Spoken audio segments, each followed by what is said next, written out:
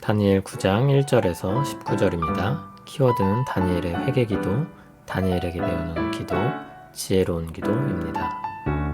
메대족 속 아하수에로의 아들 다리오가 갈대아 나라 왕으로 세움을 받던 첫 해, 곧 그 통치 원년에 나 다니엘이 책을 통해 여호와께서 말씀으로 선지자 예레미야에게 알려주신 그 연수를 깨달았나니 곧 예루살렘의 황폐함이 70년 만에 그치리라 하신 것이니라.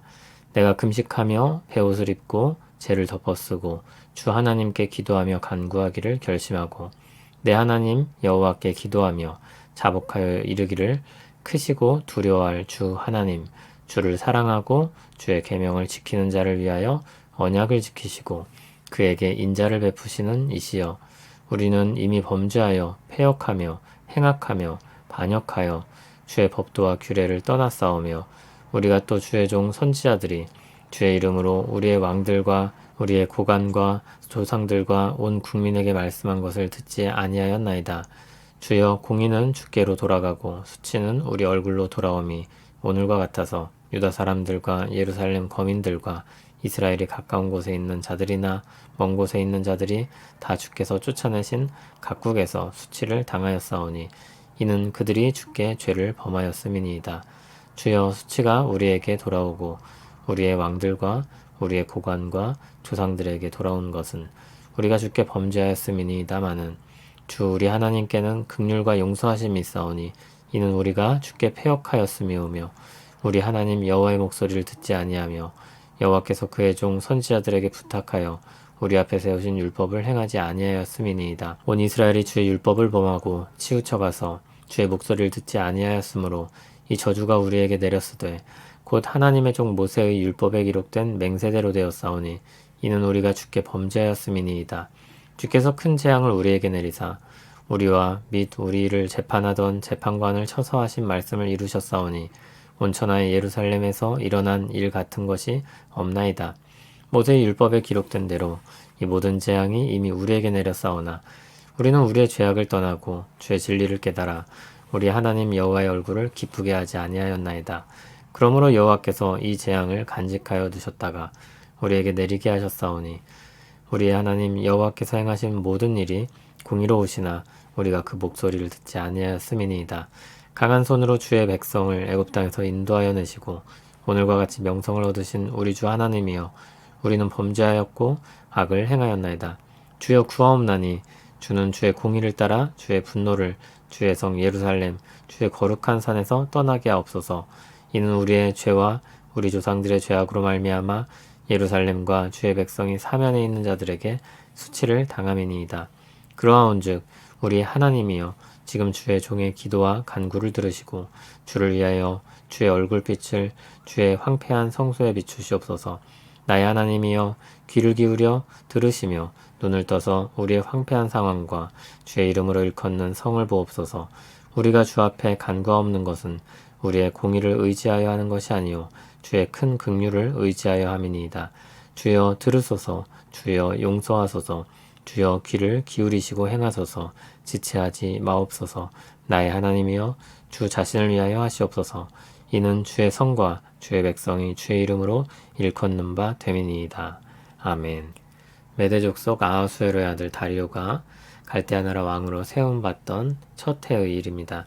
다니엘이 책을 통해 깨닫게 된 내용이 있었습니다. 다니엘이 읽었던 책은 예레미야서였습니다. 내용은 하나님의 형벌로 시작된 포로 기간이 70년 만에 그친다는 것입니다. 다니엘은 이 말씀을 읽고 하나님 앞에 기도하기로 결심합니다. 그의 기도는 어떤 기도였습니까? 3절을 보면 금식하고 베옷을 입고 죄를 덮어쓰는 기도입니다. 회개하는 기도였던 것입니다. 회개 내용이 4절 아래에 나옵니다. 먼저 그는 하나님에 대한 신앙을 고백합니다. 하나님은 크고 두려워할 하나님이십니다. 하나님께서는 이스라엘과 언약을 맺으셨고 인자를 베푸시는 하나님입니다. 다음으로 회개 기도를 드립니다. 우리가 범죄하였다고 고백합니다.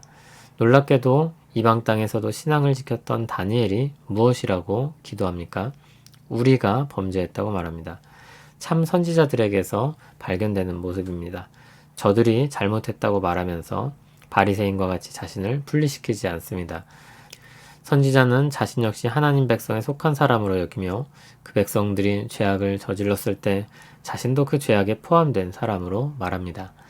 또한 다니엘은 그 죄를 어떻게 규정합니까? 일반적으로 죄라고 말할 수 있는 것들을 5절에서 말합니다. 패역, 행악, 반역, 주의 법도와 규례를 떠난 것입니다. 6절에서도 그들의 죄악상을 털어놓습니다. 하나님이 보낸 선지자들의 말을 듣지 않은 것입니다. 10절, 11절 듣지 않았다는 말이 반복됩니다. 하나님께서 그들을 돌이키게 하기 위해서 행하신 일들이 있었습니다. 그러나 이스라엘은 그것을 적극적으로, 지속적으로 거부했습니다. 그 결과 7절, 8절처럼 주께서 주신 땅에서 쫓겨나 수치를 당하고 포로가 된 신세가 된 것입니다. 여기서 유일한 희망은 무엇입니까? 하나님의 긍휼입니다. 하나님의 용서입니다. 그래서 다니엘은 하나님이 은혜로우시다는 것을 거듭해서 말하고 있습니다. 그의 회개는 성경 지식에 기반합니다. 막연히 하나님이 좋은 분이실 거다 그런 생각을 가지고 기도한 것이 아닙니다. 11절을 보면 다니엘은 예레미야서를 읽었을 뿐만 아니라 모세의 율법도 읽었다는 것을 확인하게 됩니다. 그리고 예레미야를 통해 내려진 징계는 이미 율법에서 명시하고 있던 결과였습니다. 하나님께 불순종할 때 내려져야 되는 저주가 이스라엘에게 내려진 것입니다. 14절을 보면 하나님께서는 즉각적으로 이스라엘에게 저주를 내리지 않으셨습니다. 그것을 간직하셨다가 내리게 하셨다고 했습니다. 이미 오래 참으셨던 것입니다. 저주가 내려질 때는 이미 분노가 가득 차고 넘치도록 한참의 시간이 지난 때였습니다. 14절 말씀처럼 하나님의 저주는 공의에 따른 결과였습니다. 하나님의 긍휼과 용서를 원할 수밖에 없었습니다. 그저 바라고 구하고 기도할 수밖에 없는 것입니다. 다니엘은 하나님의 은혜를 바라며 기도합니다. 그는 강한 손으로 애굽에서 인도하여 내시고 자기 이름을 높이신 하나님께 기도합니다. 17절을 보면 주를 위하여 주의 황폐한 성소를 비춰달라고 기도합니다. 다니엘은 또 주의 이름으로 세워진 나라를 위해 기도합니다. 계속해서 주님의 이름을 붙잡고 호소합니다. 19절에서도 주 자신을 위하여 하시옵소서 기도하고 그들이 주의 이름으로 불려진 주의 성과 주의 백성임을 강조하며 기도합니다. 오늘 말씀을 통해 몇 가지 눈에 띄는 부분을 정리해 보겠습니다. 첫째, 다니엘은 한 백성으로서 기도합니다. 자신을 이스라엘 백성들과 분리시키지 않습니다. 그는 한 백성으로서 회개 기도를 드립니다. 이러한 다니엘의 모습은 한편으로는 공동체성을 생각하게 하고 다른 한편으로는 우리에게 오신 주님을 생각하게 합니다.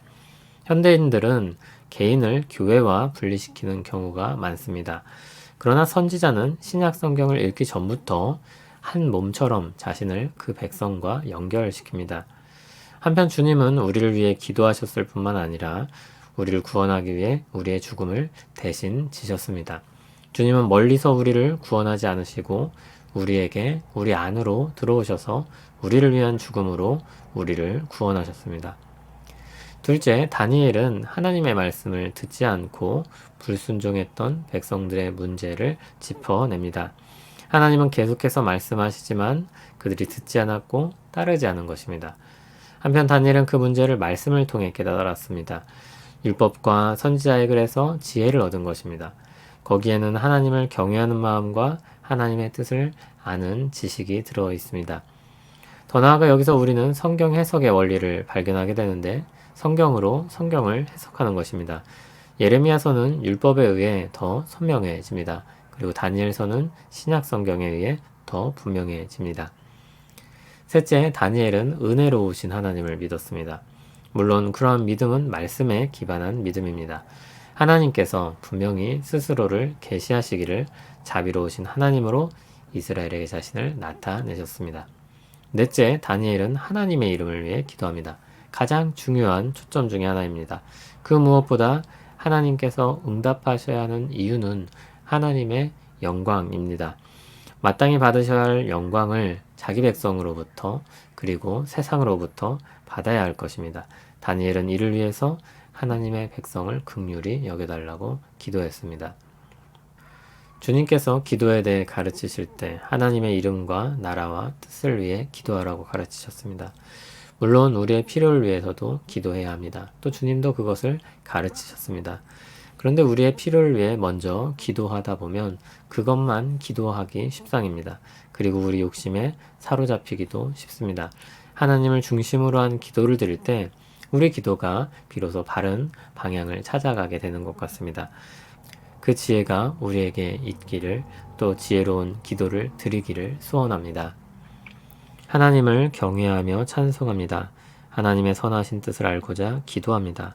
지혜로운 기도를 드리게 하시며 응답받게 하시고 하나님께 모든 영광이 돌려지길 원합니다. 주 안에서 풍성한 삶이 되게 하옵소서. 예수님 이름으로 기도합니다. 아멘.